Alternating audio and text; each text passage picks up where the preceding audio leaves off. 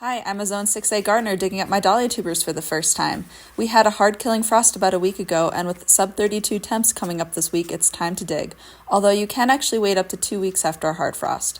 I'm leaving about 4 to 6 inches of stem while cutting the stalks, which gives you a nice green handle to grip when you're pulling the clump out of the ground.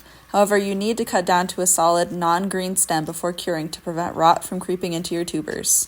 So this is exactly why you would wait to cut the stems until right before digging. Look how hollow they are. If you left these on, water could get inside and rot your entire clump from the top down. Now when you're digging, give yourself plenty of space. Tubers break a lot easier than you'd think. I've heard pitchforks work great for this, but I'm working with what I have, a shovel. Some people wash the dirt off and divide right now, but I'm going to brush off what I can and divide in the spring when the eyes are a little more visible, which is why digging in dry soil is ideal. But look how many tubers I got. This entire clump started from just one tuber I planted in May. If I store these properly, I should expect about half to be viable tubers for next year.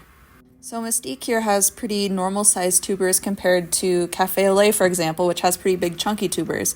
But this doesn't actually correlate with how productive they'll be next year. I live in a dry climate, so I'm leaving the dirt on in clumps like this and curing them in a room at about 60 degrees with a humidifier for 10 days. Then they'll be ready for storage.